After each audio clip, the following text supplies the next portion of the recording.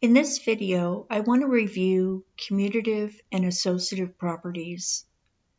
If you took Math 1, we discussed these properties when we talked about whole number operations of addition and multiplication. If we have A and B and they are real numbers, we can say that with addition and with multiplication, we can change the order of that A and B. So A plus B is going to be the same thing as B plus A. And as an example for addition, if we had -5 plus 4, we could rewrite that as 4 plus -5. It means that the order does not have an effect on the answer.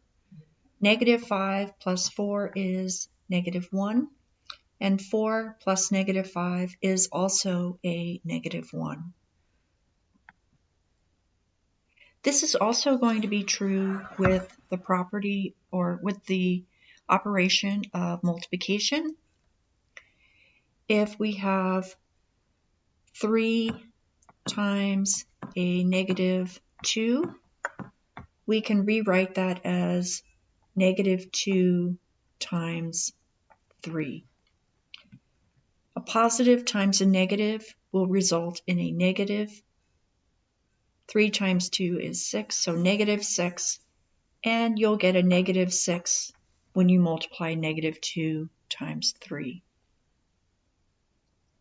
So with commutative property, if you are working in addition or multiplication, the order can change.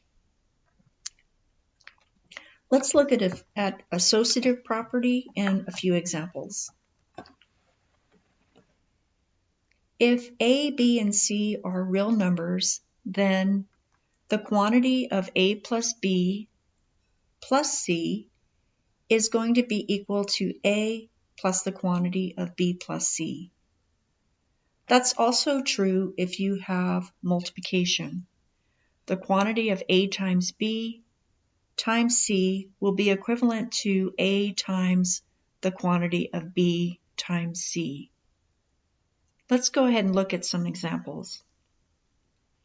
So for addition, if we were to have -7 plus a -5 and then add 3, we can change the grouping symbols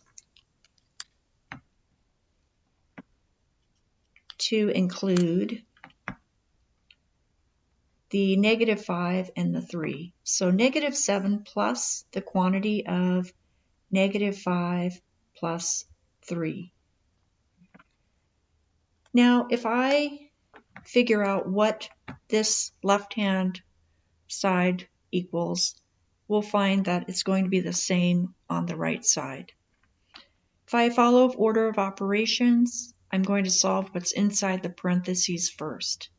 -7 plus a -5 is going to be a -12 plus 3. -12 plus 3 is -9.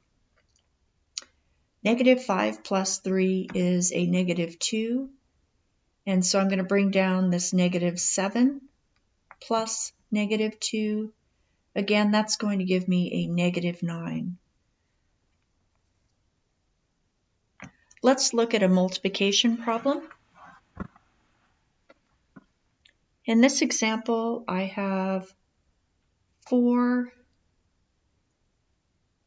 times the quantity of 8x. Well, I can move the multiplication. Instead of it encompassing the 8 times x, I can group the 4 times 8 and then multiply the x. I'm going to get 32x. And I wouldn't be able to actually multiply 8 times x because I don't know the value of x. So I would then multiply the 8 to the 4, giving me 32x. So those are some examples of commutative and associative property.